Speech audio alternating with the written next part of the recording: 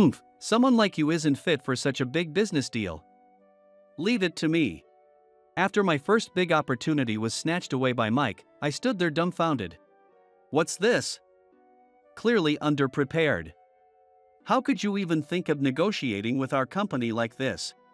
Despite my sleepless nights preparing for this negotiation, it all seemed to be in vain. I bit my lip and gently touched the watch that was my father's keepsake. Hey, that watch is. The president, Mr. Smith's eyes widened. This became my turning point. My name is James. Raised by a single father, my mother had passed away when I was very young.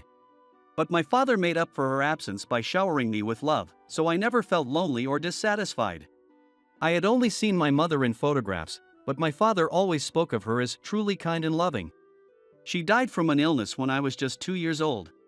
The woman in the photographs was strikingly beautiful, and my father always seemed a bit sad yet fond when he talked about her.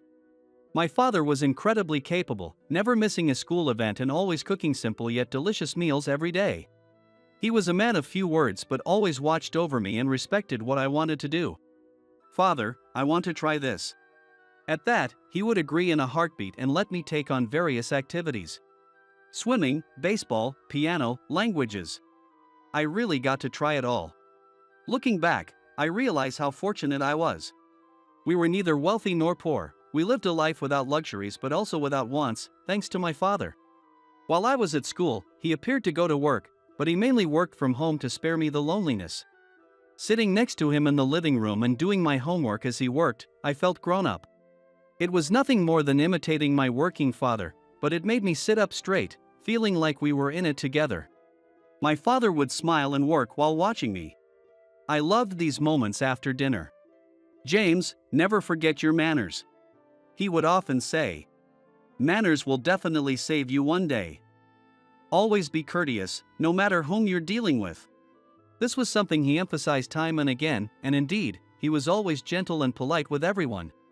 His circle was always full of smiles, and people were eager to help him, and I received much help from those around us as well. My father was the coolest adult I knew, full of manly virtue, and I idolized him. Seeing me trying to emulate him, my father would blush and say, I'm not that great. But having my son look up to me is the ultimate reward as a father. Thanks for making me into a respectable father. Your mother in heaven must be looking at us with envy, he added. There was only one time my father hit me. In elementary school, a classmate mocked me for being from a single-parent home and insulted my father as well. Angered, I retaliated against the classmate. When my teacher told my father, he slapped me hard across the face. Tears brimming in his eyes. It was the first and last time I saw my father cry or hit me. Seeing me, Mrs. Miller hurriedly intervened. James loves you very much and just lost his temper because his friend made fun of you. I've already settled things with the other child's parents. Is that so? You were defending me. But listen, James, never do this again. Understand, my father firmly cautioned me. Then apologized deeply to Mrs. Miller and the other parents and silently led me away by the hand. I still remember that day. On the way home, my father gripped my hand painfully tight and said softly, James, I'm sorry. Not having your mother must have made things hard for you. I always saw my father as a towering figure, but on that day, he seemed a bit smaller. And I vowed never to retaliate against any injustices from then on. By adhering to my father's teachings and treating everyone with respect and courtesy, most injustices eventually disappeared. Indeed, by being courteous, my reputation among seniors and teachers improved, and things began to work in my favor. I started to understand why there were always smiles around my father and why everyone was willing to help us. James is such a hard worker and always tries his best, which makes us want to support him, my teachers and seniors would say, helping me to have a pleasant life as a middle school student. During the summer break, just as I was about to enter high school, my father passed away. It was a traffic accident on the way home. Despite having seen him off as usual that morning, I didn't know what to do when my father returned home in such a changed state.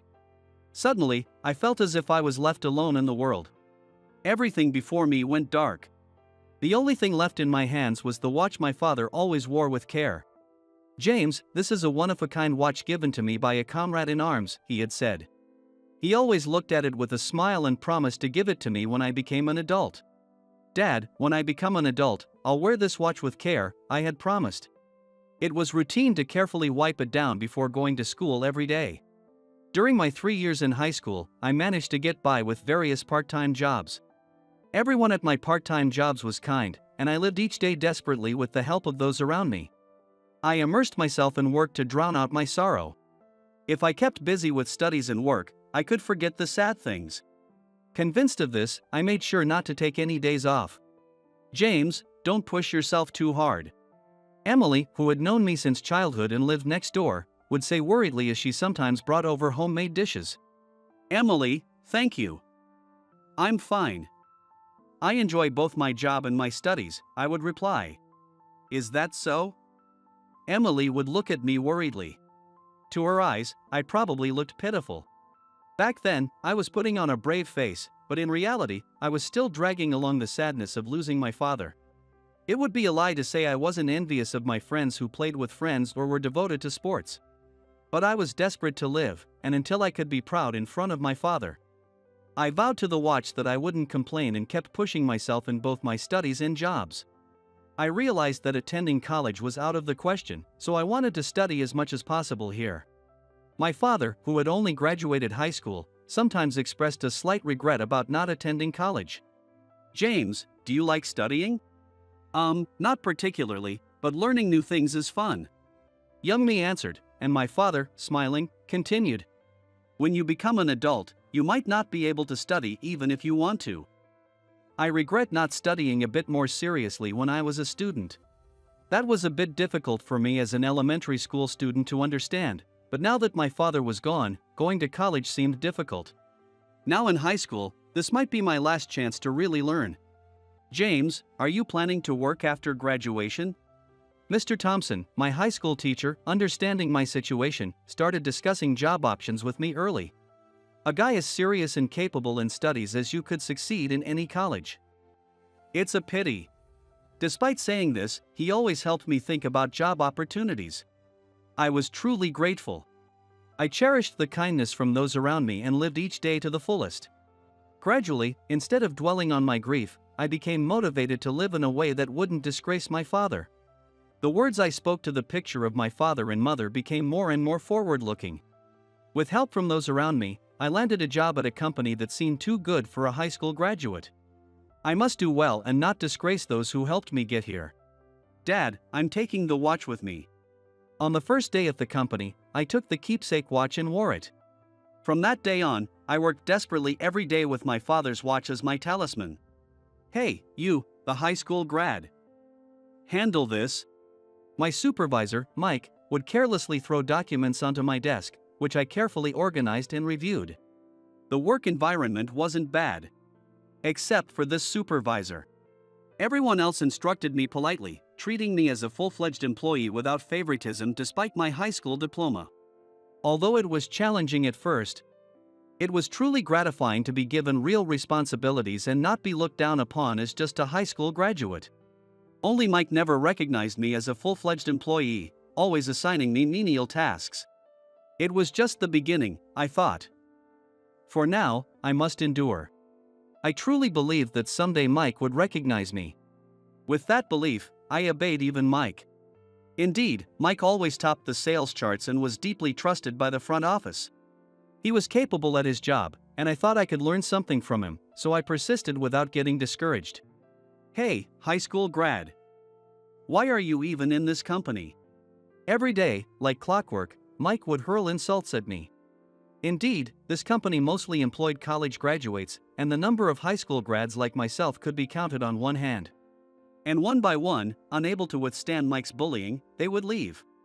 I could sometimes hear the office ladies whispering, "Did you hear? Another high school kid quit." "Yeah, it's Mike, right? He looks down on everyone because he's from a prestigious school."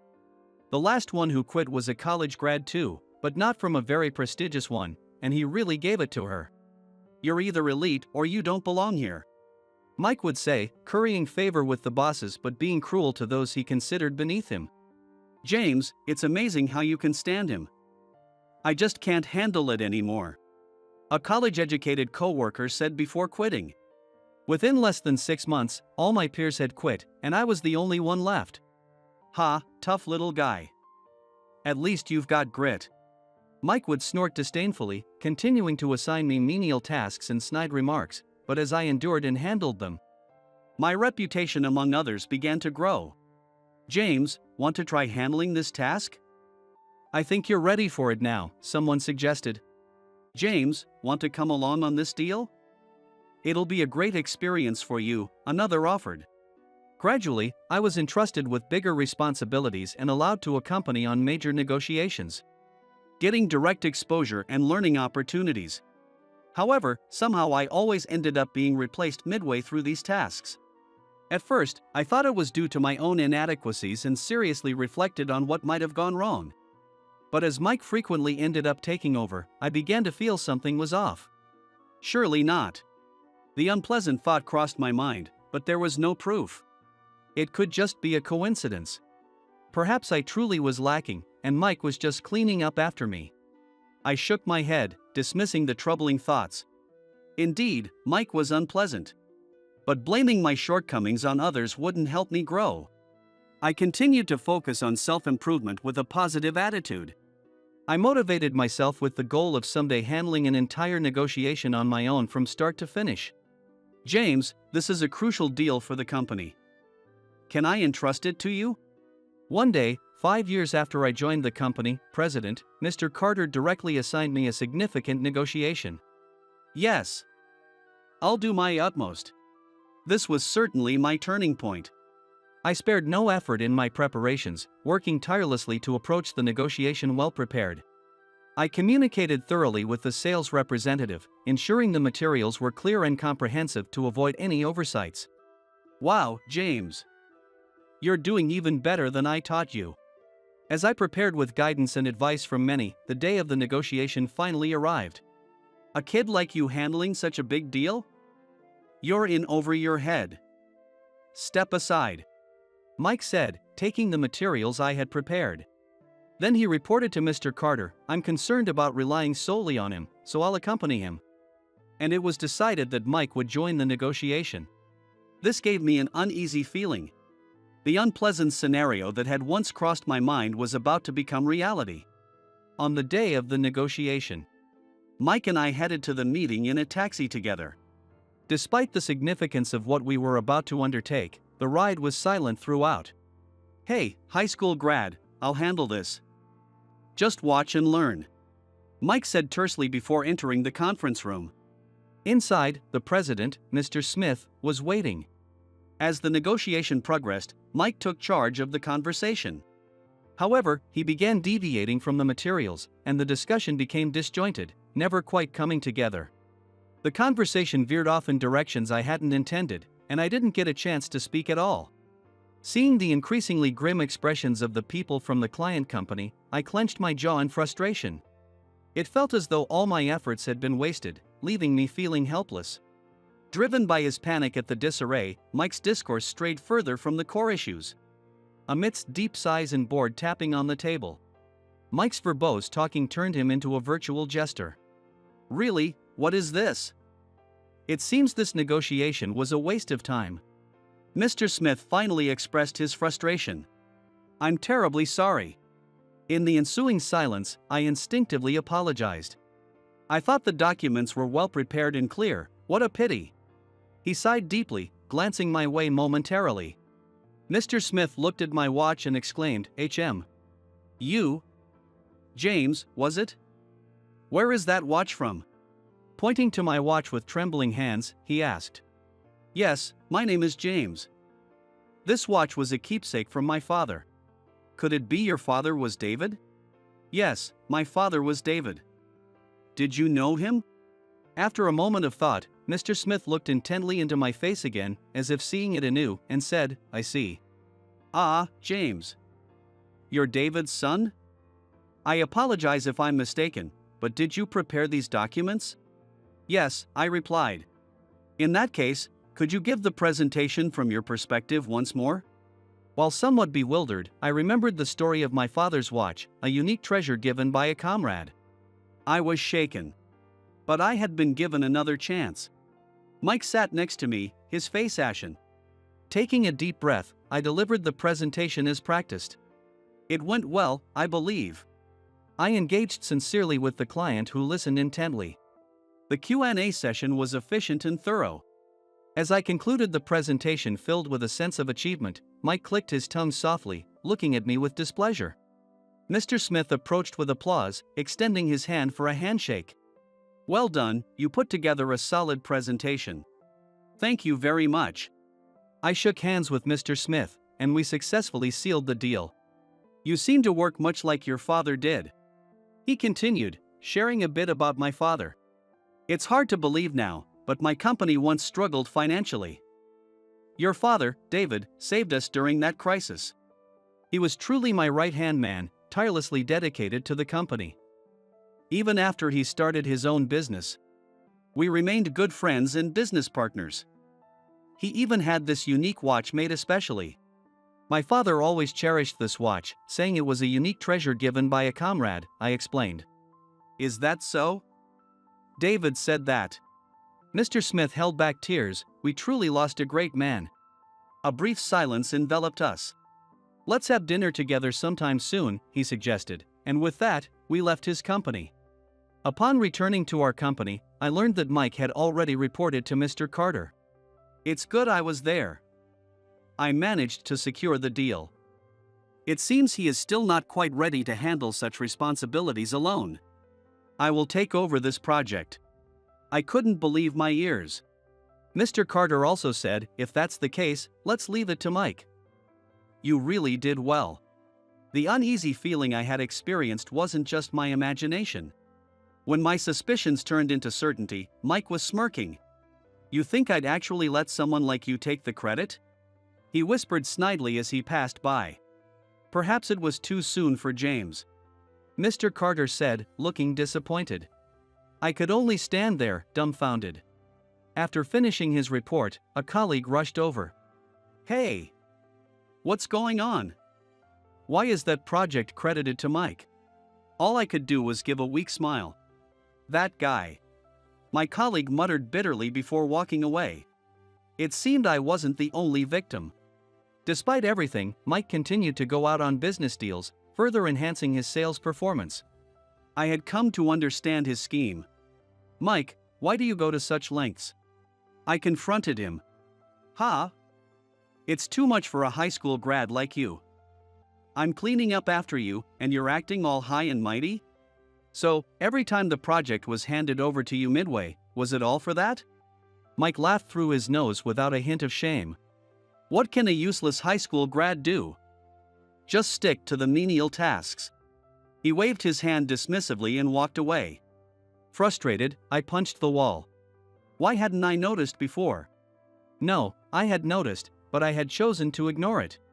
After that, no significant deals came my way. I grew increasingly disillusioned with the endless trivial tasks. Hey James, you've been called to the reception room. There's a visitor, you better hurry. One day, after being informed by a senior colleague, I rushed to the reception room. When I entered the reception room after knocking, there were Mr. Carter, Mr. Smith, and a pale-faced Mike. I apologize for keeping you waiting, Mr. Smith, it's been a while, I said. Mr. Smith, who had a somewhat angry expression, softened a bit when he saw me. James. It's been a while. I heard you've been ill, how are you feeling now? Ill? I wondered. No, as you can see, I'm quite well, I replied. Mr. Smith nodded and then glanced briefly at Mike. You know, I thought I had agreed to a deal based on your presentation. But after that, only this man Mike came to our company. Mike was trembling. When I asked him, he told me that you had been ill for a while, and the responsibility had been shifted to him, Mr. Smith continued. Mr. Carter frowned at the ashen-faced Mike, pressing him for an explanation. While Mike stuttered through his defense, Mr. Smith went on. If he is to continue to be in charge of the deal, I must say I cannot trust him, and would like to consider this deal void. Mr. Carter apologized profusely and instructed his secretary to review all of Mike's projects. Mr. Smith, if you would permit me, could you possibly continue the deal with me as the responsible party? I asked boldly. Mr. Smith nodded approvingly. I am strict. I'm expecting a lot from your work, he said before leaving. Subsequently, an internal investigation brought all of Mike's credit stealing to light. As expected, other young employees had also been victims of Mike's credit stealing, and in some egregious cases. He hadn't even attended any meetings yet had altered documents to replace names with his own. Damn, why did that old fool have to meddle? And don't get too comfortable, you only got that deal through connections. Mike spat bitterly, his face flushed with anger, as he was relegated to a subsidiary on a remote island. Due to the small size of the island, the reason for his demotion had quickly spread, and he was evidently feeling very constricted. Well done, James. It really was right to have you in charge, said Mr. Smith, with whom I had multiple meetings and dinners, earning his full trust. After numerous meetings and dinners with Mr. Smith, I earned his complete trust. Our mutual efforts led to improved business performance and even new deals introduced by Mr. Smith. Thank you always. About that matter you introduced last time. Now, he was like a second father to me, and I often sought his advice over meals. After the incident, Mr. Carter apologized, saying, I was so blinded by my trust in Mike that I neglected other employees. How shameful. I am truly sorry. This led to a re-evaluation of all employees, making the workplace more conducive than ever. Along with that, while not as extreme as Mike, other senior employees who had been coasting on the efforts of juniors were sidelined, eventually leaving the company. The environment became more dynamic, with fair recognition of efforts, fostering healthy competition and improved performance. Consequently, I was promoted swiftly. It was gratifying to see that effort was fairly rewarded, and by closely coordinating with clients, the results multiplied. This cycle led to even more business opportunities. Lately, I've been able to assign more responsibilities to juniors and subordinates. It's a shame that James is stepping back, but his successor is a really great person. Recently, I've been hearing this more often and have found joy in personnel development. However, I remain to be in charge of Mr. Smith's company. Thank you for taking your time despite your busy schedule. I shared a laugh with him, because you are my benefactor in origin, but perhaps I should pass it on for the sake of my juniors. Our dealings with Mr. Smith led me to discover more about my father, and it was after that deal that my work was re-evaluated. I couldn't bear to turn my back on Mr. Smith. By the way, James, with your skills, you could go independent, couldn't you? Have you not considered it?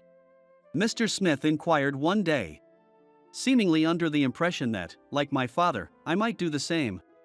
I haven't ruled it out, but I admitted, but there was still a desire to contribute to the current company. Despite the challenges, this company had nurtured me from a high school graduate to where I was now.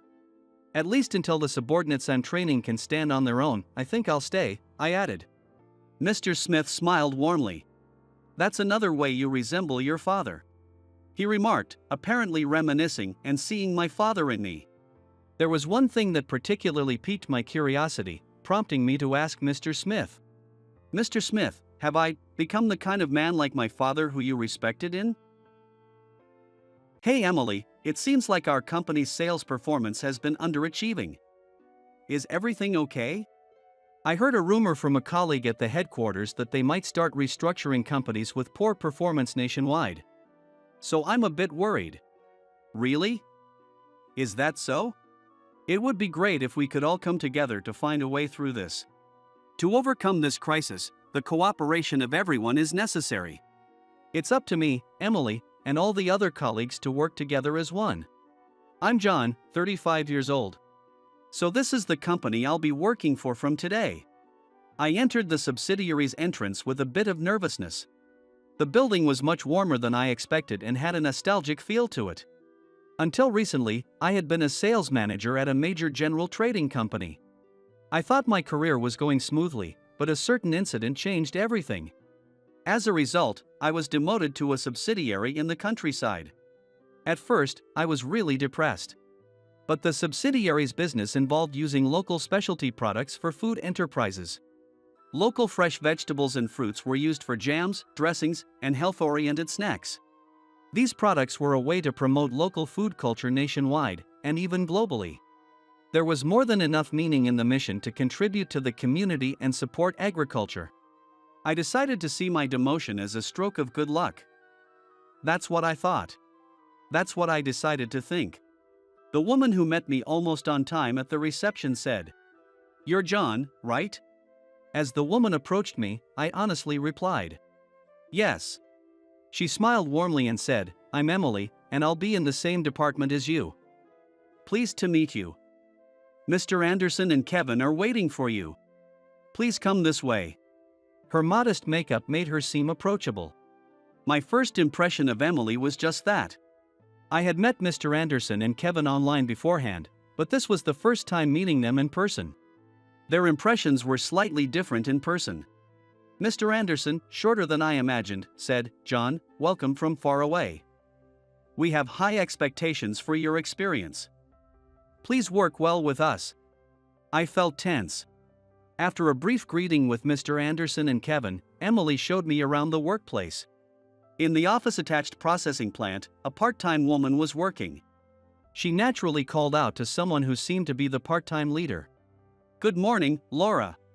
"Oh, Emily, good morning. And who is this with you, a new member?" Laura stopped her work to look at me. I immediately introduced myself. "Hi, I'm John, and I'll be working with you from today." "Nice to meet you." "John, nice to meet you. If you have any questions, just ask Emily, she'll tell you everything. Don't hesitate, okay?" Laura gave Emily a look. "Well, yes, I guess I can handle most things." "Laura." Saying that, the two of them chuckled together. I hadn't noticed it before, but Emily was very charming, smiling with narrowed eyes. Her demeanor was like that of a beloved female announcer who had made it into the Hall of Fame. She continued to guide me around the workplace, and throughout, she kept talking to me, making me forget the anxiety of the new environment. My assignment at the subsidiary was in the administrative department. After being a sales manager, I transitioned to supporting roles in HR, finance, and general affairs. My career has always been centered around customer-facing sales, so I honestly felt lost not knowing how to handle my new duties. The subsidiary is a small to medium-sized business with about 20 full-time employees and 15 part-time workers. Though the number of part-time staff can change depending on how busy we are. Including me, there are 4 people in the administrative department. Kevin, Emily, and one person who recently went on maternity leave. I am filling in for the employee on maternity leave. The roles in HR, finance, and general affairs aren't clearly divided. So I need to learn a bit of everything. I went through the manuals given to me, creating a list of questions to clarify any uncertainties. It felt like I was a new employee all over again. Emily has a girl-next-door charm that's very approachable. While she's not flashy, her smile brings comfort. She readily answered the questions I had compiled, and our conversations often included lighthearted chats. Her soft voice and the thoughtful gestures she occasionally showed were reassuring. From the first time I met her, Emily somehow became a person of interest to me. She kindly spoke to me as I navigated through the unfamiliar environment. "John, if there's anything I can help with, please don't hesitate to ask." Whenever I paused in my tasks, she was proactive in offering support and teaching me the ropes of the job. When I started to get the hang of my job, we received a request from a public agency to check the status of our labor insurance enrollment. It seems to be a task the administrative department handles annually, and it was previously managed by the employee who is now on maternity leave. But Emily had taken it over. One evening, as I was doing overtime on a different task, I glanced over at Emily's desk and realized she was still working too. The way she was focused on the documents was memorable. "Emily, you're still here? Are you okay?" By this time, I had become comfortable enough to speak casually with Emily. "Yes, I'm just gathering some missing data for the labor insurance report. It's my first time handling it, so I'm following the manual." "Really? Is there anything I can help with?" I was working on another task, but it was almost finished. Intending to help her, I called out to her. "Thank you, but I should be fine. It's better if I do this task alone to make sure it's done correctly." "You must be tired from the overtime, John. Don't worry about me and feel free to head home. The deadline is tomorrow, so I'll make sure to meet it." She showed me a thumbs up and smiled as she responded. Trying not to disturb her, I finished my work and went home. The next morning, I asked her, "How did the work go yesterday?" "I managed to finish it just in time for the last train." "It took quite a while." She looked more tired than usual. It was a moment when I truly realized how earnestly and wholeheartedly she dedicates herself to her work. As we often talked about our work, the conversation naturally shifted to the challenges and difficulties of our jobs. Work can be tough, right? I've hit quite a few big obstacles in the past myself. She paused thoughtfully before slowly starting to speak. Actually, I have too. I experienced an unexpected failure in a project once. Really? I thought you always handle your tasks so cautiously. I couldn't imagine you making a big mistake. Her work had always been well prepared and meticulous. While there were minor slip-ups, I couldn't imagine her making any major mistakes. Of course, it happens. When we were starting a new welfare project, I made a huge estimation error, which delayed the project significantly. Wow, that must have been tough. Were you okay? She looked out the window and smiled a bit sadly. It was really hard at first. I faced severe criticism from stakeholders, and there were times when I lost confidence in myself. She picked up her coffee cup and slowly stirred it as she continued. But even those failures ultimately became valuable experiences. They taught me the importance of risk management in planning and execution. That's so like you, Emily. I really admire how you use your failures to improve yourself, I said. Her face brightened up, and I couldn't help but smile too. Thank you. Everyone makes mistakes, right? What's important is what you learn from them and how you bounce back, she replied. Yeah, hearing you talk about it, I'm reminded that I need to do my best in this new environment too. Thanks, Emily. She looked at me with kind eyes and smiled warmly. You'll be fine, John. Let's keep working hard together. Thanks, I responded. After Emily shared her past failures, I found myself deep in thought. I needed to make a fresh start here. I needed to have the courage to move forward positively, like Emily. Actually, I've made a similar mistake myself. I haven't told you why I was transferred here, I confessed. Emily looked into my eyes, listening silently. I used to lead a project at the parent company, setting up a loan program targeted at domestic SMEs. The aim was to find SMEs that were struggling financially but had potential, and to help them expand their business. The old general trading firm used to import various products from around the world and then sell them globally, but nowadays, with changing times, it's not just about trading but also investing, providing services, and even financing, I explained. So, it was a project to save companies like ours, right? That's impressive, John. Emily responded, showing genuine interest. But one day, when the project was going well, an unexpected problem occurred. A problem? What happened? She asked. I took a deep breath before explaining the issue. There was a mistake in the allocation of the budget. Because of our error, the companies that were supposed to receive the loans didn't get the funds they needed. Our mistake significantly impacted their business plans. That's why I was demoted, I said. She looked surprised at first but then gave me a warm look. But it was you who started that project, John. One failure doesn't define everything.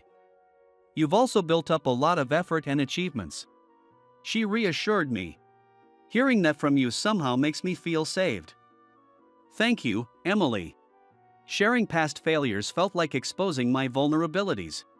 I might not have talked about it in the past, but I'm glad I talked to Emily about it. I truly felt that way.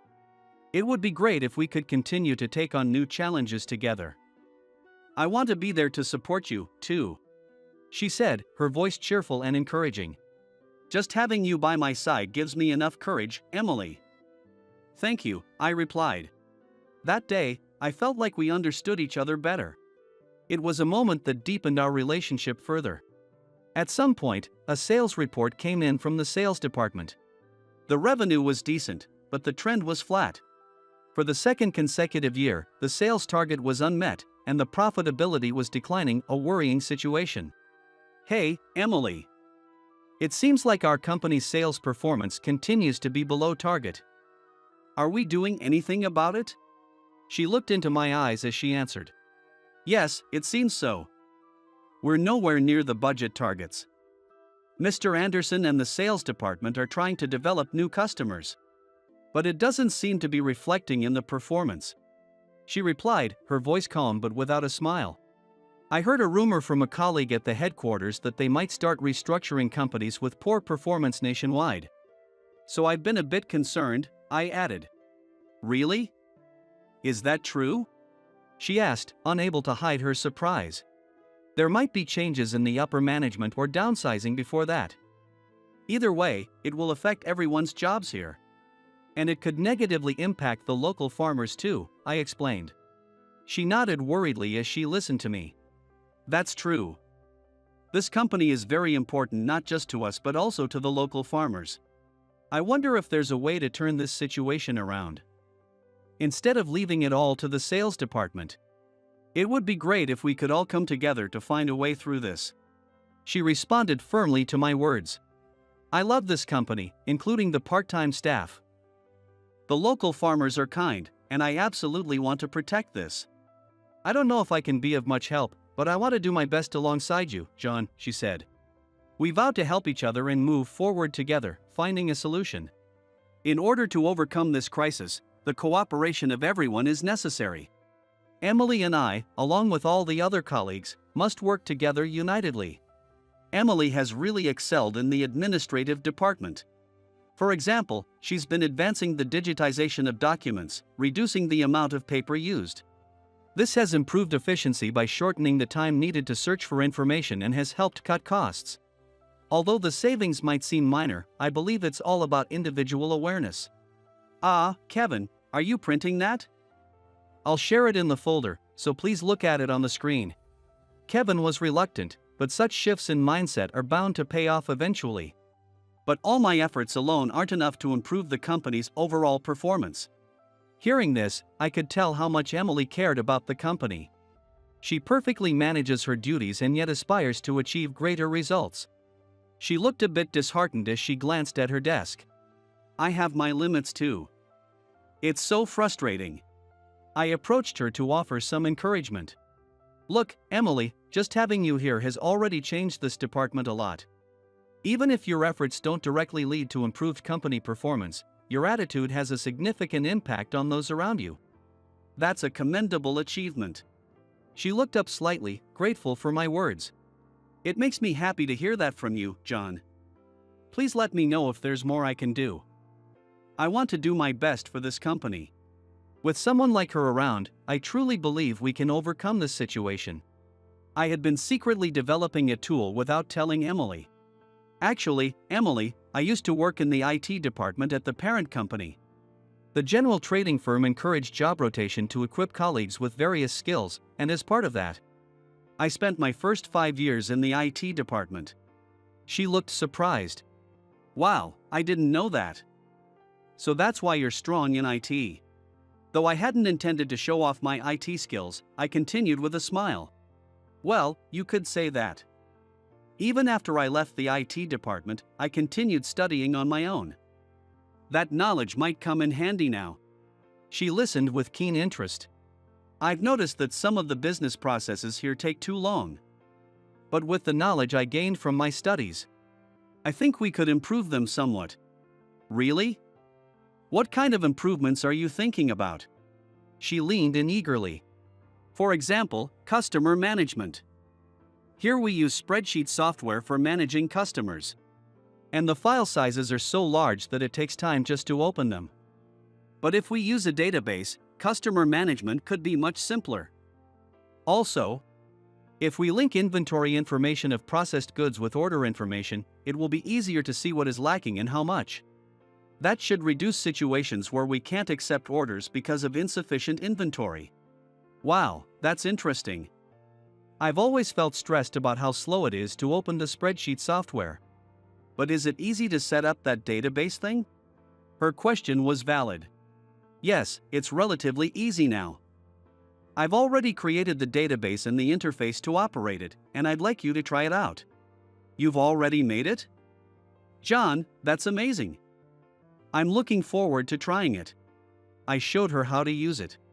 Wow, you can register the data with just one button?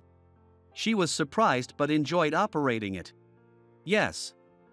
If everyone uses this, something that took a week from order to shipment could now be done in an hour. I spoke with confidence. That's incredible. Who are you, John?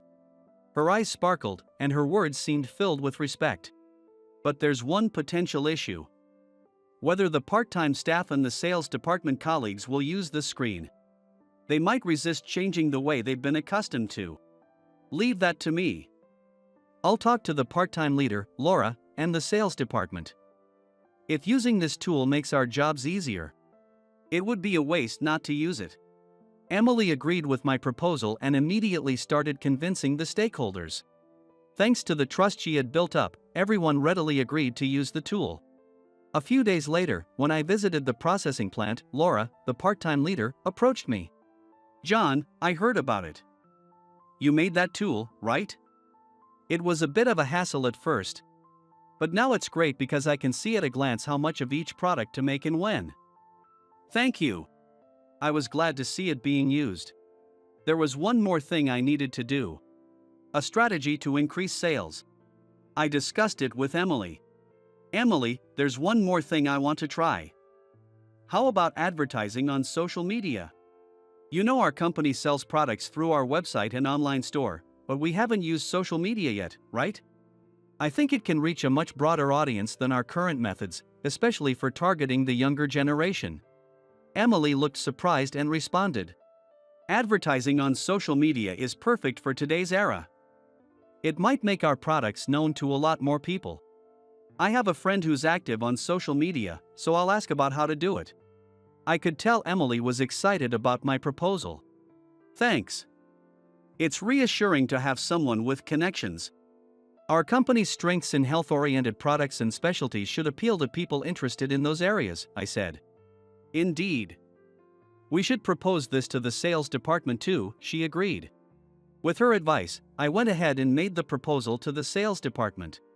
I prepared the presentation materials myself and presented them. The sales department was initially apprehensive about my proposal, but Emily's support had a significant impact.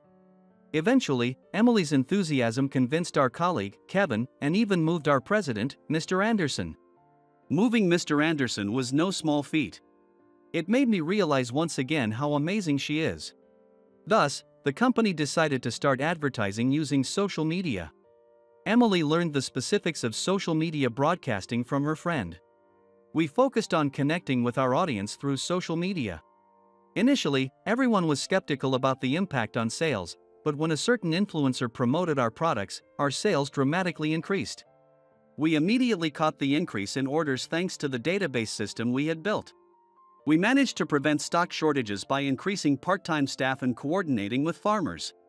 Our proposal began to gain support from all our colleagues. Everyone agreed with the idea and showed a united front in their efforts. Seeing everyone's reaction, I'm really glad I made the proposal. Including Emily, everyone is working on it positively. It should certainly reflect on the overall company performance, I mentioned. Yes, I think so too. I feel like everyone's demeanor is changing, Emily replied. The company's atmosphere started to change distinctly. 3 months after implementing our proposal, during the monthly sales report, the performance had clearly improved.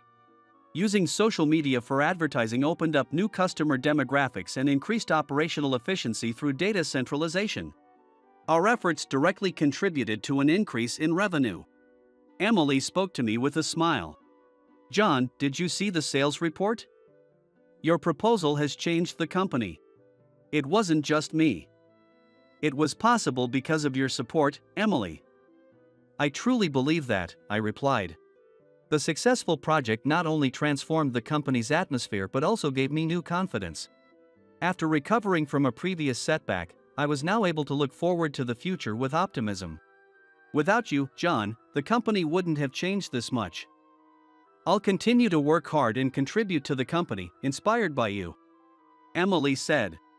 Your attitude is also a great motivation for me, Emily. Let's keep working hard together, I responded. In the following months, profits continued to rise. Looking at the annual revenue, our growth rate was the highest among all the group companies. Everyone's change in mindset led to actively bringing and implementing various ideas and improvements. That was when I received a call from our parent company.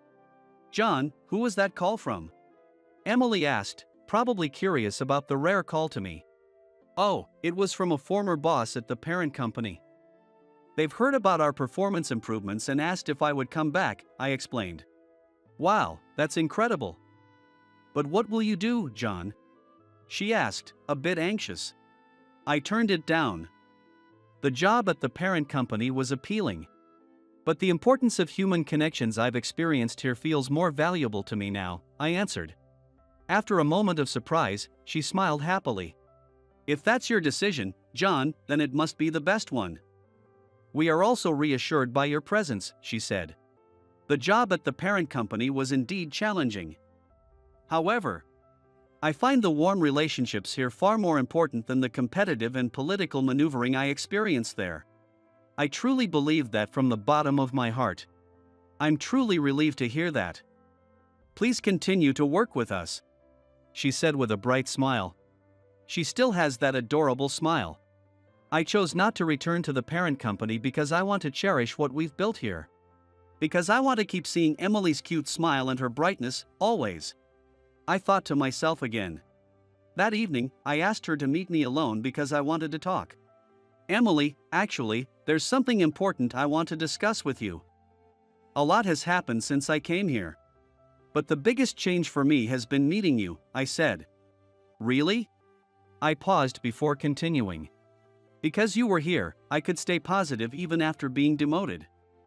It was because of you that I came to love this company and wanted to save it. There have been many challenges I've overcome thanks to you. So, I have a favor to ask," I told her. Emily looked surprised but was staring intently into my eyes. "Emily, will you marry me? I want to be with you in the future too. I want to keep seeing your smile. I feel like I can face anything as long as you're with me," I proposed. Tears welled up in her eyes, and for a while, she was lost for words. However, she soon smiled gently. "Yes, I'd love to. I can be happy with you, John. I really enjoyed working on improvements with you. And John, you were so cool. I look forward to continuing our journey together," she accepted. At that moment, my heart was completely fulfilled. We looked deeply into each other's eyes, feeling hopeful and happy about the new life that was starting. 2 years had passed since then. Our company continued to improve its performance, and recently, we received a special award for business innovation from the parent company. There have been frequent interviews from the parent company's public relations department. And our management department has been busy handling them. We were surrounded by congratulatory messages. "Emily, thank you for today. I never imagined we could have our wedding surrounded by everyone like this," I said. "I'm also incredibly happy to be blessed by so many people," she responded. Our wedding was held in the company's garden. Our colleagues and locals gathered there, their warm smiles celebrating our new beginning. The ceremony progressed in a homely atmosphere with handmade decorations and dishes made from local produce. We held hands, renewing our hopes and resolutions for the life ahead. With the warm support of our colleagues and the local community, we believe we can overcome any difficulty. Our wedding was just the beginning. From now on, we will walk through life together, contributing to our company and the local community. With Emily by my side, I can overcome anything. I am certain of that." "Is there a doctor here?" The panicked voice of the flight attendant echoed through the plane on my way home. Looking back, I saw an elderly woman collapsed in her seat. But I hesitated to raise my hand. I was once praised as having a gifted hands, but now my name is infamous. Maybe someone like me, exiled from the medical community, doesn't deserve to help. Just then, a middle-aged man declared, "I'm a doctor," and approached her. Relieved, I watched, but his incorrect treatment made me panic. I reluctantly said, "Well, I'm a doctor, too," and stepped in. "When I grow up, I want to marry a doctor. My childhood friend said this when we were in elementary school." "Why a doctor?" "My mom says if we marry a doctor, we'll be set for life." Back then, I didn't know what set for life meant, but I thought that if I became a doctor, I'd marry her. I decided to become a doctor. And at that moment, I confessed my feelings to her. So, I started studying hard to get into medical school. But suddenly I, who didn't have particularly good grades, declared that I wanted to become a doctor. People around me were astounded and said, "Don't joke around." Even my parents, instead of being supportive or happy, patiently tried to dissuade me. They talked about how difficult it was to become a doctor and that it was an arduous path, even with extraordinary effort and intellect. But I ignored them and continued studying with all my might. Of course, the days were sometimes tough, full of study. But I didn't dislike learning, and the motivation to marry my first love was strong. Failure wasn't an option for me. In the end, my efforts paid off, and I got into one of America's top medical schools right after my high school. This shocked my parents and relatives. "Well, I always knew you could do it." Some uncles would say that, but I don't really care. Celebrated by those around me, I took this opportunity to move to New York and started living alone. Looking back after becoming a doctor, my reason for pursuing it was simple, but the profession suited me. As soon as I began working as a resident, I demonstrated my talent. Appropriate treatment, surgical skills, and calm judgment were my strengths. I became respected not only by my peers but also by professors and other doctors. After my residency, I found particular fulfillment in treating critical patients in surgery and chose to specialize in that field. "Tom, Mr. Johnson is calling for you." Sandra, a nurse, peeked her head through the exam room door. Her words snapped me awake. I must have dozed off during a quick break. "Director, Mr. Johnson was calling at a time like this."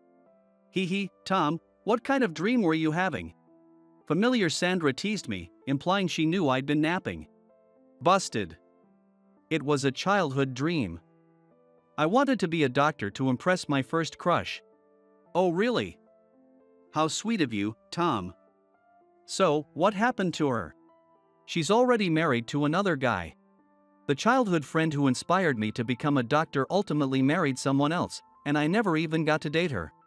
I had planned to propose after becoming a doctor, but a few years after graduating from college, I got an invitation to her wedding. So, without even confessing my feeling, I was left heartbroken. Unfortunately, even with my skills, I couldn't heal my broken heart. "Oh, Tom. I'm sure you could marry any woman you wanted now." "Don't worry, I'm already married to my work," I quipped as I left the exam room and headed to the director's office. I could manage heartbreak. Also, I was already captivated by the interest of medicine at the time. I found fulfillment in saving lives and being appreciated. I intended to dedicate my life to this work. Over the years, my skills improved further, and within a few years, I surpassed the senior doctors who were a decade older. And now, at 37, my name is widely known, and I'm hailed as a brilliant neurosurgeon. I've gained such fame that I've been given the slightly embarrassing nickname "Gifted Hands" on online hospital review sites. In recent years, reviews and word of mouth have brought patients flocking from all over the country. The patient I saw earlier had just undergone major surgery last week, and the recovery was going well. "If you hadn't operated on me, I don't know what would have happened. You are truly a genius, as the rumors say. A gifted hands." He cried while saying this, which made me happy to see him recover, but comforting him was quite a task.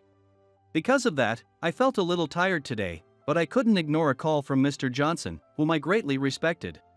He is a fair and upright person, and I hold him in the highest regard.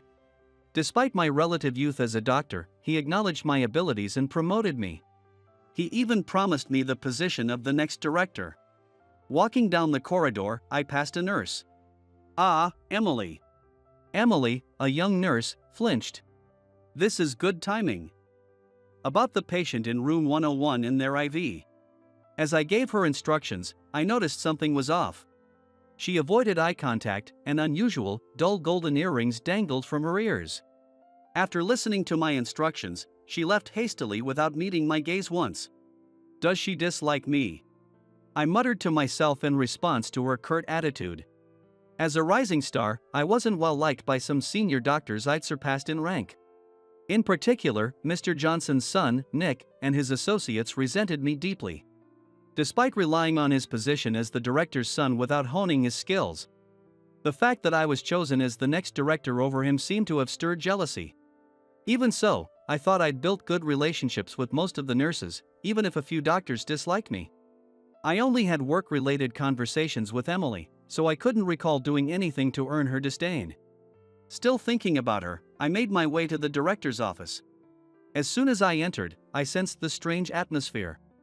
In the spacious room were Mr. Johnson in his chair and his son Nick standing beside him, arms crossed. The moment I walked in, Nick's accusing gaze pierced through me. "Excuse me." A faint voice came from behind. Turning around, I saw that it was Emily, who I'd just met. She looked as pale as a prisoner being led to the gallows. "Is something wrong?" I looked at her before asking Mr. Johnson directly.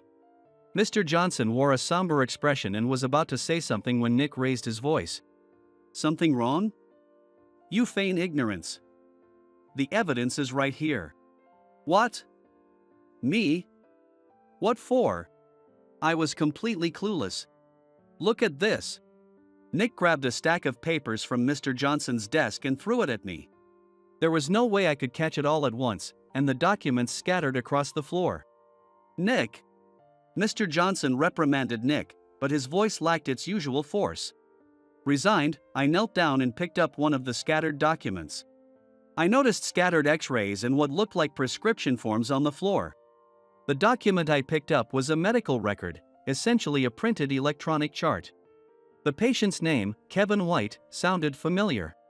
I recalled it from an internal meeting. This patient had died before undergoing surgery. It was supposed to be a simple case, but he met an untimely death. I remember thinking that if I'd been the surgeon, I could have saved him. But my eyes were drawn to the attending physicians section on the chart. My name was there. "Today, we received a complaint from that patient's granddaughter, from his family," Nick said haughtily. "You tampered with the medication. You disposed of the real drugs and prescribed a placebo to hasten his death. A placebo is a fake drug that has no effect." Finally, I understood the situation.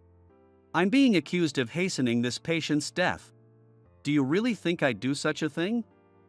I wasn't even in charge of that patient. Don't lie. Nick pointed triumphantly at the documents on the floor. The charts and prescriptions were entered through your account. And we have witnesses. Witnesses to a crime that never happened? Before I could retort, Emily stepped forward, visibly trembling. "Emily." She looked away, unable to meet my gaze. I saw it. It was on March 10th. Tom made a deal with the patient's family to hasten his death in exchange for a large sum of money. I opened my eyes wide in shock at her unexpected words. "Emily, why are you lying? I would never do something like that. As a doctor, I save lives, not take them. Besides, I was at a conference on March 10th. Enough." Nick forcefully cut me off. She closed her eyes and repeatedly shook her head.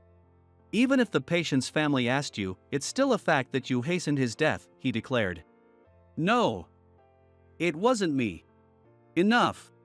Mr. Johnson feebly intervened, stopping us.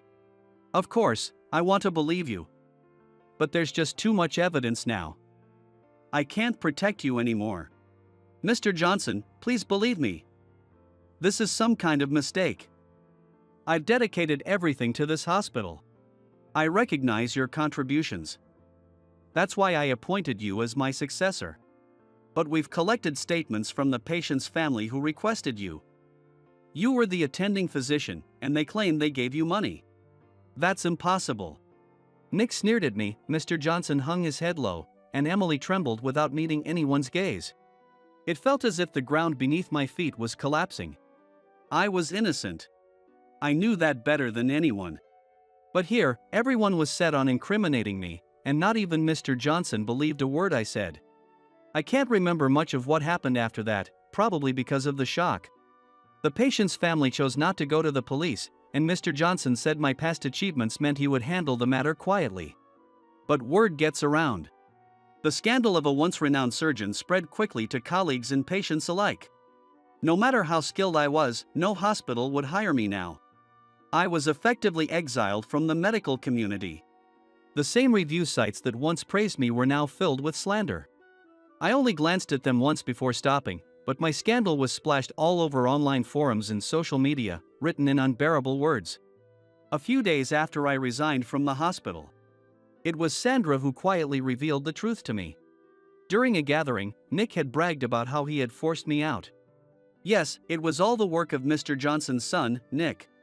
Perhaps greed played a role, but above all, he couldn't forgive me for being chosen as the next director over him.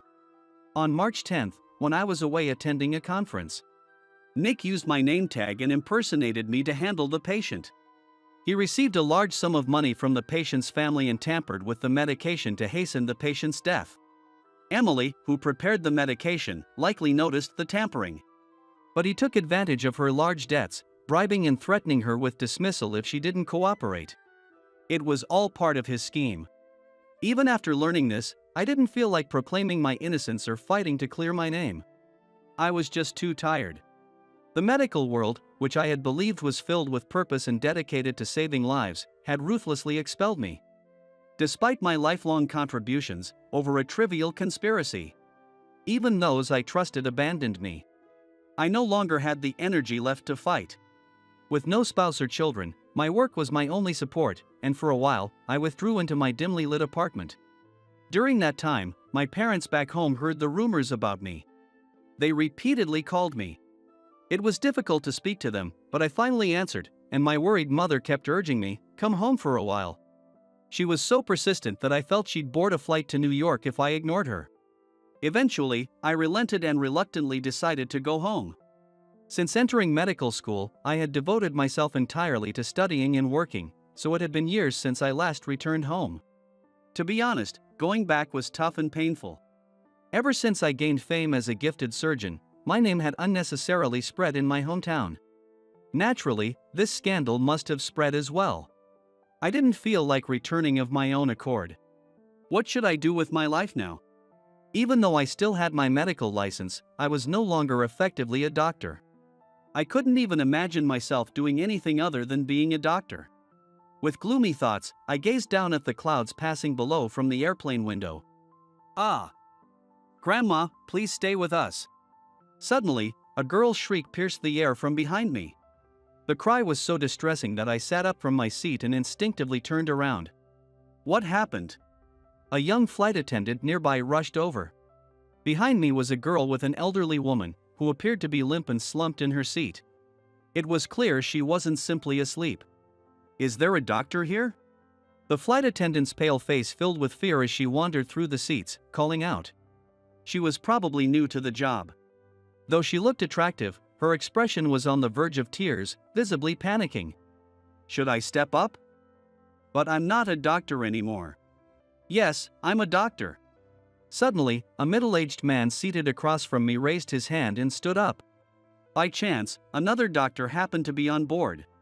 Relieved, I sat back in my chair. I've always wanted to do this, he said, incongruously cheerful as he walked excitedly toward the seat behind me.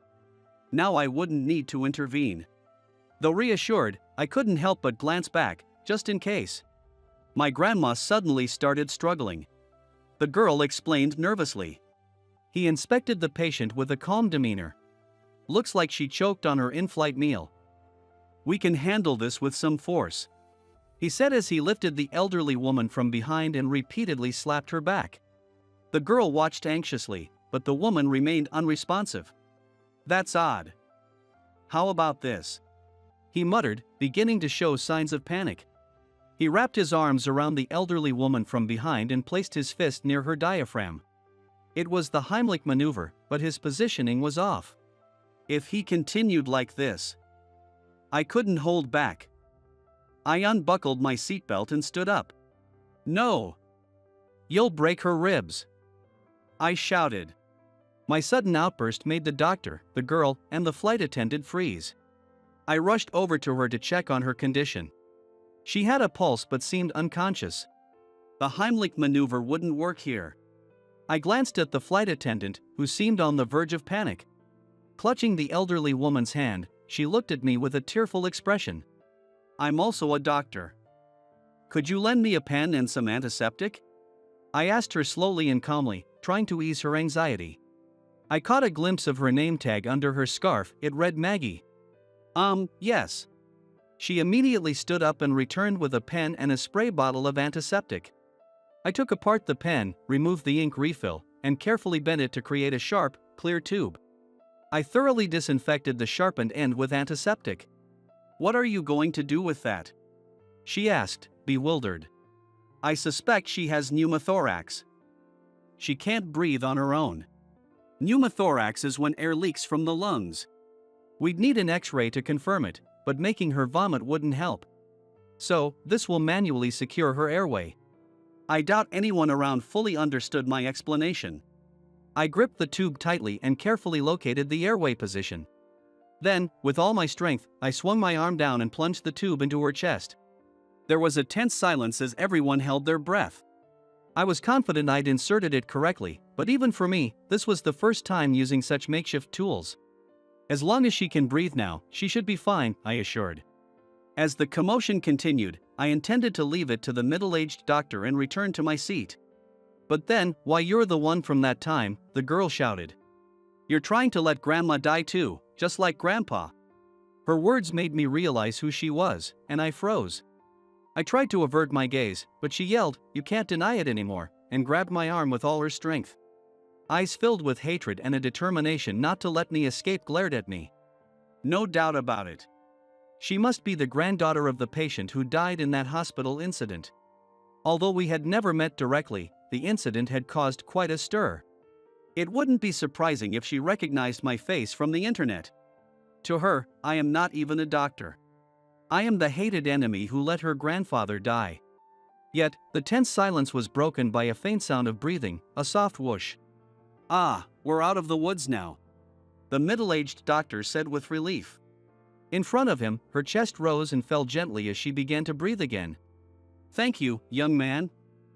You've got real skill, like a miracle worker."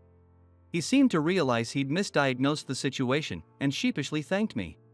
The girl still looked unconvinced, but she reluctantly let go of my arm and checked on her grandmother. "This is just first aid. She needs to be taken to a hospital immediately," I said. As soon as Maggie heard this, she dashed off. Moments later, an announcement rang out through the cabin. "Due to a medical emergency on board, this flight will be making an emergency landing at the nearest airport." She must have promptly spoken to the captain and arranged the landing. Despite her inexperience, she acted swiftly. Although her constant hand-holding showed she was a bit uncertain as a flight attendant, she seemed kind-hearted. Maggie returned after the announcement. "Thank you so much. Because of you, her life was saved." Now more composed, she smiled and thanked me warmly. "I only did what I could," I replied. "We'll land at the airport soon and transfer the passenger to a hospital." "Yes, we should hurry. Because her condition isn't stable yet, could I trouble you to accompany her to the hospital?" "What?" I glanced over at the girl. She frowned but didn't voice any objections. "Yes." Now that I'd begun treatment, I felt responsible. Though hesitant, I agreed to go to the hospital. The plane made its emergency landing, dropping off just the girl, her grandmother, and me before resuming its original flight path. We headed directly to the hospital in an ambulance that Maggie had arranged. In the ambulance, the girl remained silent, occasionally glancing at me but saying nothing. Once at the hospital, I explained the situation to the doctors. The elderly woman underwent an emergency surgery. The operation was successful. I watched from a distance as the girl clung to her conscious grandmother, sobbing with relief. Seeing her cry and talk to her grandmother was a stark contrast to how fiercely she'd confronted me on the plane. Now, she seemed like any ordinary girl. Having lost her grandfather under suspicious circumstances, her stubborn attitude was understandable. "I'm glad I could help." I thought so to myself. After ensuring she was stable, I quietly left the hospital and headed back to the airport. But there, to my surprise, was Maggie waiting for me. She had changed out of her flight attendant uniform into a casual dress. With her hair down, she looked much softer. "Thank you so much for everything," she said politely, and I found myself flustered by her gratitude. "My name is Maggie. I can't thank you enough for saving that passenger." "I really just did what anyone would do," I replied. She told me she'd booked the next flight for me, so I accepted gratefully. In her private clothes, she was cheerful and talkative. She openly praised my quick actions as amazing and admirable, making me feel good. When I commended her for arranging the emergency landing, she blushed deeply. As we chatted while waiting for the flight, we quickly became friends. "Let's have a meal sometime," I said as we exchanged contact information before parting ways. Although my return trip was a bit delayed, I safely made it home, thanks to the flight she booked. After leaving New York with a gloomy heart, I now felt surprisingly refreshed. I got off the plane at the local airport and went straight to my parents' home. My mother, who had been worried, seemed reassured by my unexpectedly bright demeanor. "You sounded like you were on your last legs over the phone, but you look healthier than I expected," she said with a laugh. After catching up with my parents, I enjoyed a calm, unhurried time with them. Here's what I learned later. A few days after I left the hospital, Nora White, the elderly woman I had helped, was able to sit up. Her attending doctor had told her, "You're lucky there was a talented doctor on that flight." "Is that so? Then, I should properly thank him," Nora said, asking her granddaughter Lynn about me. Naturally, Lynn couldn't answer where I was. "I don't know where he went. But, he's the one who let Grandpa die," she spat. "Would such a man desperately try to save me?" Nora asked, and Lynn fell silent. After directly encountering me, Lynn also began to harbor doubts. "Besides, he's a brilliant doctor who managed to handle that emergency." "I don't know, but Grandpa didn't die of natural causes, right? Something's definitely off." Lynn couldn't easily accept me, the person she'd long resented as her grandfather's enemy. It seems like there's more to this story. Being the wife of a wealthy magnate, Nora was both clever and shrewd. While I was enjoying a brief period of peace at home, it seems that Nora was discharged from the hospital and immediately began searching for my whereabouts. She contacted the airline and verified the situation again with Maggie, and using the financial power of the White family, she managed to locate me, who was well known through the media. I decided to stay with my parents for a while, tired after losing my job. But after spending years working day and night, I felt restless when not working, even at home. So I asked my parents if I could help with the small and they ran. Compared to being a doctor, it was easier because I could sleep at night. Plus, physical work and chatting with guests served as a refreshing change of pace. A few days after I began helping out. "Hello, is anyone here?" A refined woman's voice came from the entrance. "We didn't have any reservations today, so it must have been a walk-in guest." "Hi, how are you doing?" I opened the door and stood speechless. There stood Nora with a smile, Lynn with a stern face, and Maggie looking troubled. "We finally found you. Could you come with us for a bit?" Nora spoke gently but with an undeniable forcefulness. There was no room to refuse. I was ushered into the luxury car parked at the entrance, and we were soon on the road. "How did you know I was here?" Unable to contain myself in the car, I asked. Nora smiled elegantly. "You're quite well known. Besides, you seem close to her," she said, glancing at Maggie beside me. "Don't blame her for acting on her own. I learned about your situation from her because she was involved at that time." I couldn't help but glance at Maggie, wondering what she had shared. Like a puppy scolded for mischief, she ducked her head. "I'm sorry." She insisted on thanking you, and I couldn't refuse. But I only told her the truth. I let out a small sigh of relief. At least, it seemed like there were no unfounded lies being spread about me this time. As we spoke, the car parked in the lot of a high-end restaurant renowned in the area. The manager and chef even came out to greet us. Although far from New York, the White family seemed to be highly regarded here as well. Naturally, we were shown to a private room. Once inside, overwhelmed by the unfamiliar atmosphere, I was stunned to see guests already waiting.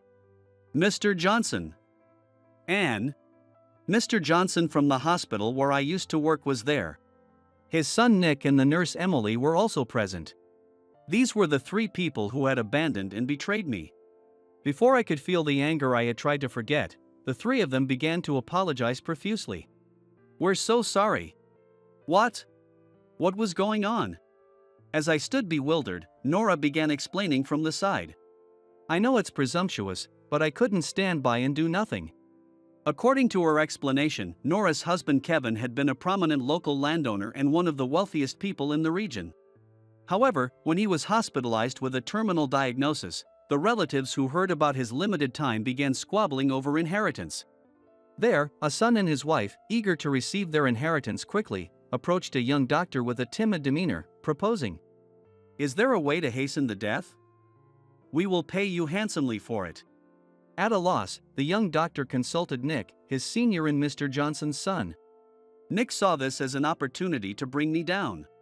Seeing an opportunity to bring me down, he told the young doctor, "I'll take it from here," and took over the patient's care. He then used my name tag while I was away to impersonate me, pocketing the money and pinning the entire crime on me. He even accessed my computer to log into the hospital system, fabricating medical charts and prescriptions to make it appear as though I had been Kevin's attending physician. Emily happened to witness the scene by chance. I knew the truth. Tears streamed down Emily's face as she haltingly explained herself. Her attire was modest, and she no longer wore those expensive-looking earrings.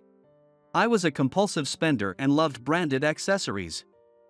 It got out of control, and I accumulated a huge amount of debt on my credit card. I tried to pay it off by working night shifts, but it was a vicious cycle of buying more things. I was exhausted and overwhelmed. Desperate to escape my debt, so I took hush money from Nick. Just as I wondered if it was merely an excuse, she raised her tear-streaked face and exclaimed, "But," as she looked at me. "But." When I heard that you had been forced to quit, I felt so guilty. I did something terrible. I know this won't heal the wounds you suffered, but I'll accept punishment. Please, bring Tom back," she said, apologizing to me before pleading with Mr. Johnson. "I'm also sorry," Mr. Johnson began. "You were telling the truth, but I was swayed by fabricated evidence and didn't believe you." He apologized to me as well. "This may be bold of me to ask, but if you'd like, would you return to our hospital? We need your skills." I didn't know what to say. No amount of apologies could erase my tarnished reputation. As I stood silently, Nora quietly interjected, "Your innocence has already been proven. Just stand tall. We'll make a public announcement through the media, and if anyone tries to harm you, we will crush them." I had already witnessed Nora's resourcefulness, wealth, and influence firsthand. Though crush sounded a bit drastic, it was convincing. "But still, why would you go to such lengths for me?" I asked, unable to fully believe it. After all, we weren't close. Why would Nora do this for me? I'd lost faith in people. She gave a gentle, encouraging smile. "Because I'm alive today thanks to you. It would be wrong not to return the favor." I was nearly brought to tears. "Thank you. But please give me a little time to think." I couldn't answer right away. The situation was too overwhelming for me to fully grasp right away. I left the restaurant and returned home in the luxury car. After sharing everything that had happened with my parents and telling them I was leaning toward accepting her offer, they encouraged me with smiles. "You loved being a doctor so much. If that's what you want to do, you should go back to it. That's right. You didn't do anything wrong, so follow your passion." Even with their support, I hadn't fully made up my mind. Nora frequently reached out to me, but I kept postponing my response, coming up with various excuses. One day, I saw my name on a big headline on an online news site as "The Tragic Falsely Accused Genius Surgeon." The article detailed Nick's crimes and the hospital's response. Through that news, I learned that Nora's son and daughter-in-law, Nick, and Emily had been arrested. Now my name wasn't just known for genius neurosurgeon and gifted hands but also hero who saved lives bravely amidst tragedy. The news quickly spread across the internet, not only clearing my name but also making me even more well-known. After the media inquiries had died down, Maggie visited the inn on her own. My flight was nearby, so I stopped by. She said, blushing slightly as she smiled and booked a room. She stayed for several days. However, as the days passed, she showed no signs of leaving, and I grew increasingly concerned. Is everything okay with work?" I asked her this a few days after she began her stay. It was while I was serving dinner prepared for her. "I'm fine," she replied. "No way. Flight attendants have busy schedules. Suspecting something, I pressed her, and she reluctantly confessed that she had come to convince me on Nora's behalf. You've been cleared of all wrongdoing. Why aren't you returning to medicine? When I remained silent, Maggie leaned forward and said, You're needed on the front lines of medicine. If you don't go back now, when will you? Where's that decisiveness you showed when you saved Nora? She was right. Helping Nora made me realize something. I wanted to be a doctor again. I wanted to save lives and help people rebuild their lives. That's what I'd lived for. But every time I thought that, a doubtful voice whispered deep inside me. Can I really regain the trust one once lost so easily? Enough of that, she said, frustrated. I expected her to storm out, but her words took me by surprise. I'm not leaving until you nod your head. What? She firmly settled into the inn. Apparently, she'd already spoken with my parents. I'm going to help out here, so please let me stay a little longer. She had asked them. She was young, smart, beautiful, cheerful, and acknowledged my abilities. My parents were completely won over and took a liking to her. My mother was already playing the mother-in-law role. I wish she'd marry into our family, she said, half jokingly, half seriously. Seeing the situation, I finally made up my mind. I'm going back to New York, I announced, and Maggie's face lit up. You're going back to being a doctor? Yes, but I won't return to my previous hospital. I'm planning to open my own clinic. That's wonderful. She smiled. As much as I hated to admit it, she looked truly beautiful when she smiled like that. Can I go back to New York with you? She asked, her eyes sparkling. All I could do was raise my hands in surrender. After returning to New York, as I told Maggie, I established a small clinic. My skills quickly gained a good reputation, and the clinic grew gradually. As the clinic expanded, I found myself short-handed, so I reached out to Emily, who had been released from prison, to work as a nurse. Despite having been coerced into framing me, she had shown the courage to testify, and I wouldn't have been here without her. I wanted to show my gratitude somehow. I still keep in touch with Nora occasionally. When she told me that Lynn was inspired by me and aimed to become a nurse, I felt a little embarrassed. It looks like we'll have a long relationship ahead, Dr. Scott, Nora said, applying pressure, which made me smile wryly. I still kept in contact with Maggie, too. Though our busy schedules and her globetrotting made meeting up after the incident rare.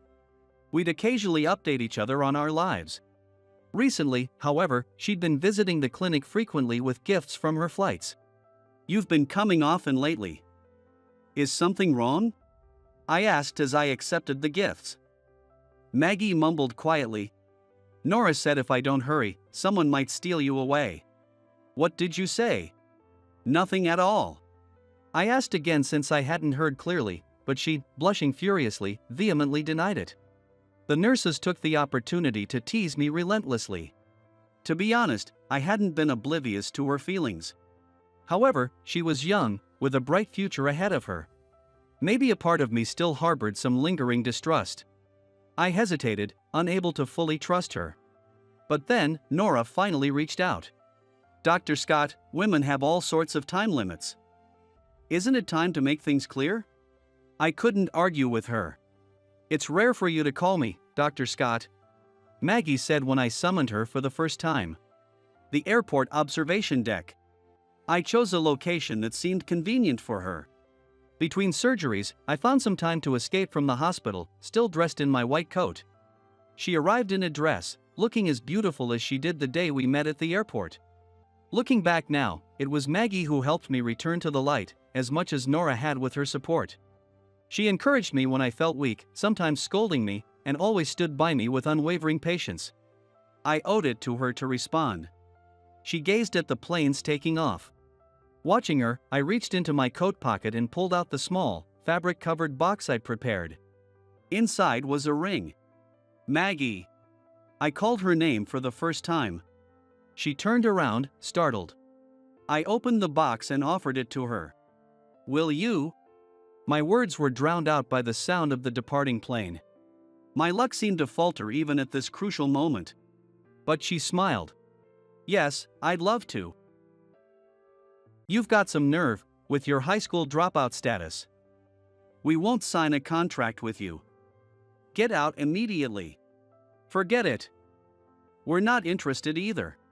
You'll regret this, you subcontractors. Regret? I was about to retort when Emily gently patted me on the shoulder. Chris, that's enough. Let's leave. What? Yes, leave right now. You high school dropouts don't know your place. You're the one who doesn't know your place. You'll regret what happened today.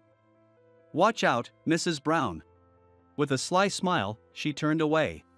My name is Chris. I work for a small textile manufacturer in a rural area. I started as a factory worker, but now I'm in sales. Our company, though small, is valued for producing fabrics for famous brands. We handle a wide range of textiles, from synthetic ones like polyester, polyurethane, and rayon to natural fibers like cotton and linen. I joined this company after dropping out of high school. There was a reason for leaving high school. My father was a police officer, and my mother was an elementary school teacher. But my father got involved in an incident and passed away. The stress from that event took its toll on my mother, and she fell ill and also passed away. I was taken in by my grandparents. But they were already living off their pension, and making ends meet was challenging. They encouraged me to at least finish high school. But with the household finances so tight, I gave up and decided to work. In those times, finding a job as a high school dropout was nearly impossible. I sent resumes to every company I could, and eventually, Mr. Johnson, CEO, from this manufacturer gave me an interview.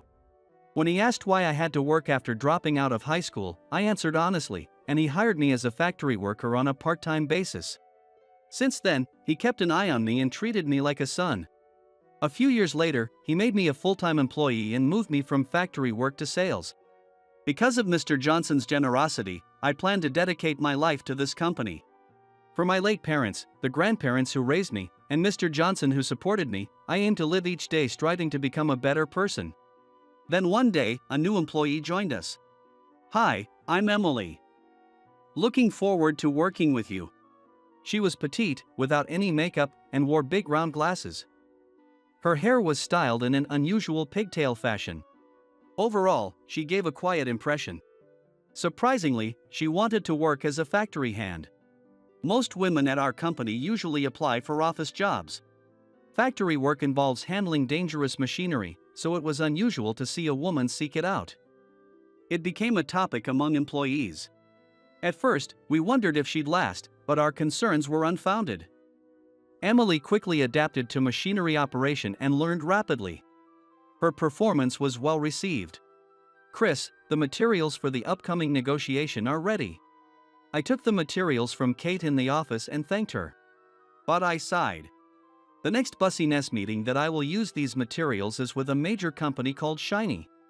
Shiny is a popular fashion brand for high school and college girls, with stores nationwide and a robust online presence. Their new products are always in high demand, often selling out immediately. Shiny is a dream brand for many girls, known by everyone. A collaboration with a famous designer was also planned, and I had to negotiate and present on that. But I was dreading this negotiation because of who I'd be dealing with. Shiny's CEO, Mrs. Brown, handles the negotiations herself. She's a difficult partner, always looking down on subcontractors and taking a condescending attitude. It's hard to believe someone like her could be a CEO, but rumors say it's a family-run business, and she took over from her retired mother. We've worked together before, but every time she would criticize our company for having high school dropouts, making it hard to progress smoothly. Will it be like last time?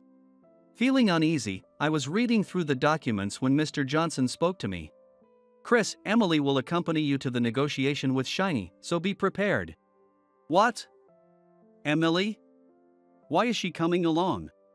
I had other colleagues in the sales department, so why was she chosen specifically? Oh, don't worry. Think of it as a learning opportunity. Mr. Johnson repeated. Since it was a direct order from the boss, Emily, who worked in the factory, would accompany me to the negotiation with Shiny. On the day of the meeting, we met in front of Shiny's headquarters. Chris, she called out. Though Emily didn't have her usual pigtails today, she still wore her large round glasses and a somewhat dull suit. Morning, Emily. Good morning. Looking forward to working with you today. Yeah, likewise. You seem troubled. What's wrong? Had my expression been so obvious that even Emily noticed? Well, I don't want to speak ill of our client, but Mrs. Brown, today's counterpart, discriminates against people based on their education. Educational discrimination? I've been working since high school, but when Mrs. Brown found out, she said, "A high school dropout is my business partner?" She always belittles me. Wait, Chris, you're a high school dropout? Yeah, due to family circumstances. Emily looked surprised. I guess high school dropouts are rare in her generation, too. That's a coincidence. I'm a high school dropout too. What? Now it was my turn to be surprised. My father passed away early, and my mother, who was a homemaker, couldn't find a company which hired her full-time. She worked several part-time jobs to raise us, but her health deteriorated.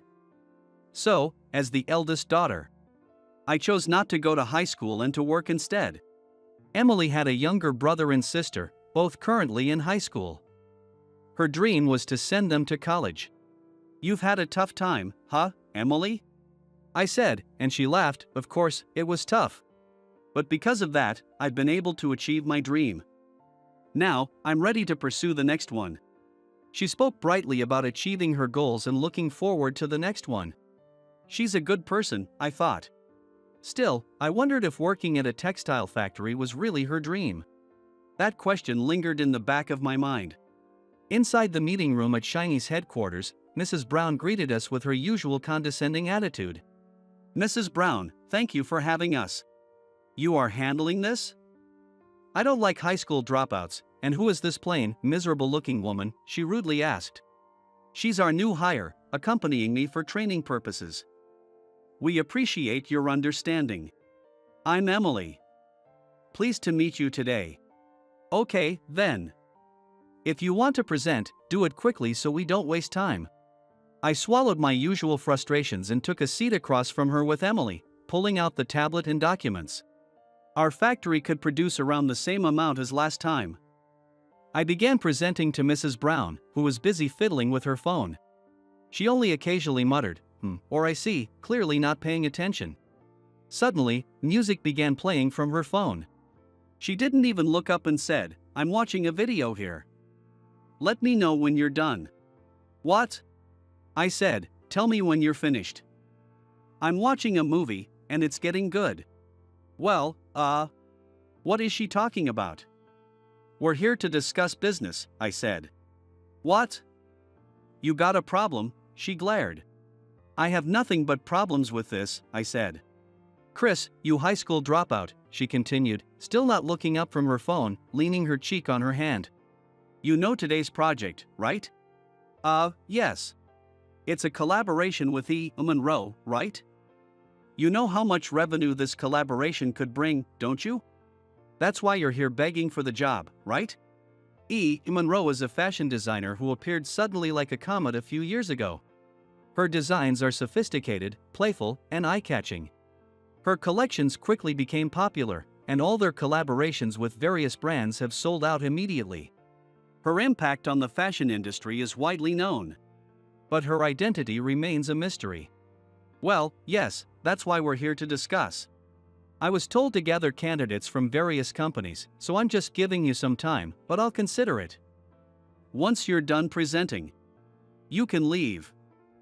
I'll get back to you if we decide to work together. Despite saying she doesn't want to associate with high school dropouts like us, Mrs. Brown kept watching videos on her phone, and I was bewildered. What does she think business is about?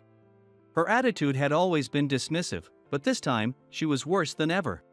Before I could figure out what to say, Emily, who had been silent until now, spoke up. Excuse me.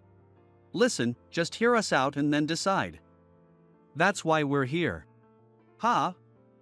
Who is this? I said, listen up. We're going to tell you about our product's strengths. Mrs. Brown finally looked up from her phone. You know, someone like you probably doesn't understand, but honestly, the material doesn't matter. Customers will buy anything that looks good. Even low-quality products will be sold if the design is nice. so it doesn't matter which company manufactures it. Are you in the business of selling clothes but don't love them? Little miss, do you know what business is about? Where did you graduate from? I'm a high school dropout. What? I didn't go to high school or college. I'm a high school dropout. Mrs. Brown chuckled. Hey, Chris, you're a high school dropout too, right? Yes, I am. Chris, does your company only hire high school dropouts? You hired this plain uneducated girl and expect her to talk to someone like me with a degree? I was getting angry as she not only insulted me but also belittled Emily. Yes, she's a high school dropout, but she's no amateur. She's been working hard at our company, learning everything she can about clothes and textiles. I brought her because I knew she could hold her own with someone like you. Despite your degree, it's not about holding your own. I just don't want to talk to high school dropouts anymore. Is being a high school dropout really that bad? Of course. Regardless of the circumstances, not going to high school means you'll never be able to compete with a college graduate like me. Emily, right? You should understand that you can't win against me. We're not even on the same level. If you can't accept that, I'll refuse to work with your company from now on. I was barely containing my anger, clenching my fists, and feeling ready to explode. Emily, you must be about 20, right? What have you been doing all this time as a high school dropout? Didn't you waste all that time? How can someone with just a junior high school education understand anything? The moment I heard those words from Mrs. Brown, something snapped inside me. Enough! I slammed my hand on the table and stood up. She's been working hard to learn. What does being a high school dropout have to do with it? You have no right to mock her. Apologize to her. What? Why are you suddenly? So what if we're high school dropouts? Does having a degree make you so special? Is there a law saying you can belittle us high school dropouts? By the way, it's us subcontractors that make your products. Without us, you can't produce anything, even with your degree. And I understand that as a high school dropout, too. Emily added, glaring. You know, saying that low-quality products are fine is unacceptable in this industry. Shame on you. Wah! As the insults flew, Emily held me back when I was ready to argue further. Chris, that's enough. Let's go. With one final warning to Mrs. Brown, you'll regret this, we left Shiny's headquarters. As soon as we stepped outside, I exhaled heavily and hung my head. Emily, I'm sorry for raising my voice and for showing you a failed negotiation. Why are you apologizing, Chris? Don't worry about it. But, besides, Chris, I was really happy you got so angry on my behalf. No, I just couldn't stand those words because I know how hard you work, Emily. And you know, that Mrs. Brown is finished, she said with a sly smile. What do you mean? The next day, we received an official notification from Shiny saying they wouldn't proceed with the contract. And I was called to Mr. Johnson's office. Given my confrontation with Mrs. Brown yesterday, it made sense that Shiny decided not to proceed with us.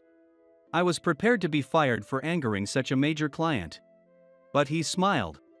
Mr. Johnson, I'm so sorry. No, don't worry about it. Besides, that collaboration between Shiny and E. Monroe won't happen. What? Why? And Chris, I heard from Emily. Thanks for protecting her. I appreciate you taking care of our valuable employees. No problem.